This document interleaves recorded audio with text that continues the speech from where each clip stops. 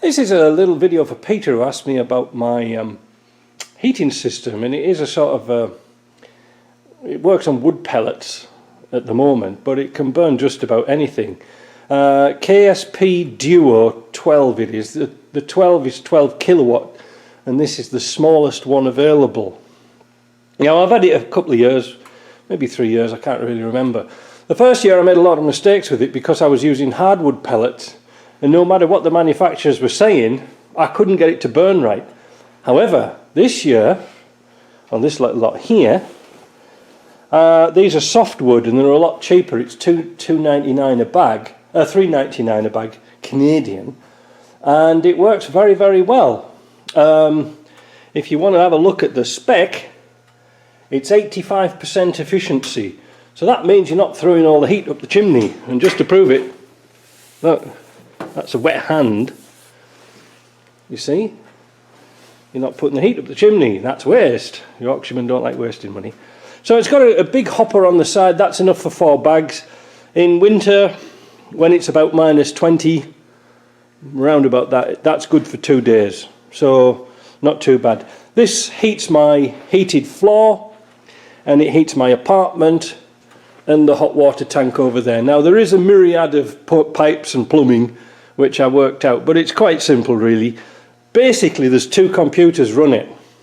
This computer here comes with the boiler, and it just regulates. It's a bit dusty because I was cleaning it out last night.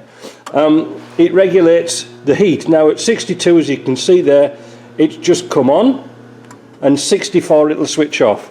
Now if we look inside the boiler itself, we can see now what's happening, and you can see that very, very fine ash that comes out. Look at that. It's super fine. And what it's supposed to do is burn in this crucible here. Now inside the crucible, this is actually a hollow air jacket, and what it does is it blows air through a series of holes in the side. You might just be able to see, wait a minute if I can keep my hand steady,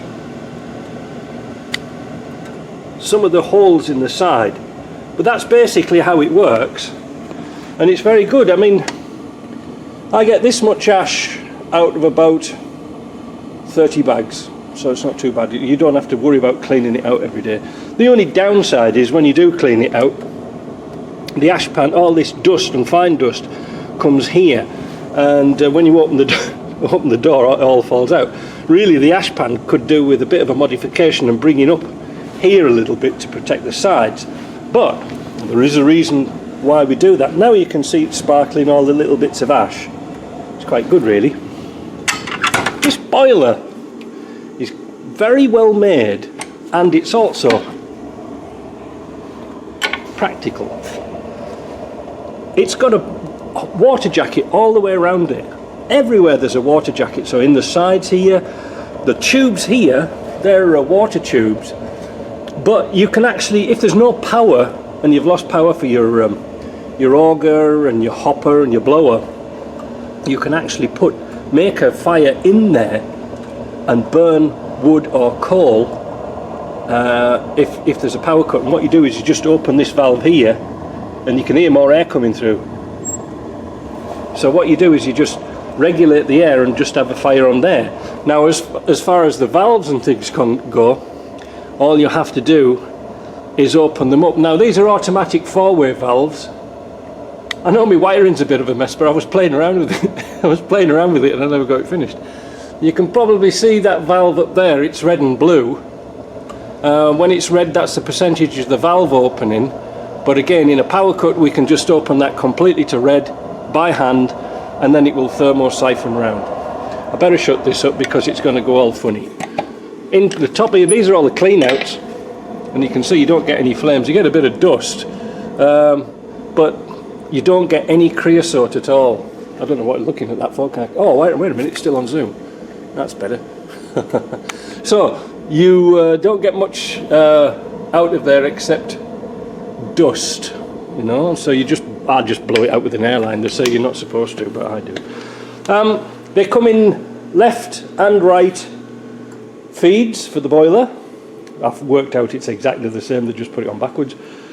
And that's it. Now up here is The regular computer, this tech computer controls the house, and once it's set, you forget it. It controls everything. It's kind of difficult to explain. It's like a video on its own. But up there you can see where I made my notes. This is for softwood down to -20. This is hardwood. So what you've got is you've got your feed, 6-second feed, 30-second pause, fan 35%. On hardwood, its feed is 3, pause is 30 seconds, and fan at 20%. Valve 1 is for upstairs and valve 2 is for downstairs. That's those valves over there. If somebody wants me to explain this, like I say, it's going to be quite a long video. But if we move some of this stuff out of the way, one of the things you really have to do, and when we look at this, we've got an expansion tank in there for the water system, and there's a circulation pump. Now this is really important because the boiler water coming out of here goes through a manifold, and when those valves are closed, it goes in a loop, so you're putting hot water back into the bottom of the boiler. This is most important to stop condensation on the outside of the boiler. Really important, but it makes it very efficient too. So there we go. That's a little thing. You can burn oats and barley, or you can burn sawdust. It doesn't really matter. Obviously, the less, what did we say? The less calorific value, the more you're going to use. So the wood chips for me are practical, made just down the road. I would have ideally liked next year to buy the same stuff, but in those big builder's bags, because I can move it on a pallet truck. You know, I've got my little pallet truck there, so it would be even cheaper. Then I can just shovel it straight into the hopper, because bags, obviously, well, you get inundated with plastic bags. And there you go, you see, from 62 to 64, and it's just switched off. So in the time I was doing that video, it's got up to temperature. The interesting thing about these boilers is that that's why you keep it up to 64, because it's always in a loop. And when there's a demand from the heating, the valves will open and let hot water through instantly. And that heats your radiators up so it's nice and warm in an instant, rather than waiting for it to all heat up. So that's basically, in a nutshell, how it works. It took me ages and ages to work out, because the only guy I could deal with was Kotley in Poland, a guy called Tom. He's a really nice guy, and he's the only guy there who speaks English and knows the technical side of it. But we worked it out in the end, and so if you've any questions about it, just send me a personal email and we'll get through it. But you know, really efficient and excellently well made. It's not like a cheap Chinese thing. The steel work in it is proper boiler steel. It isn't just some old bloody melted down exhaust you get from a Chinese one.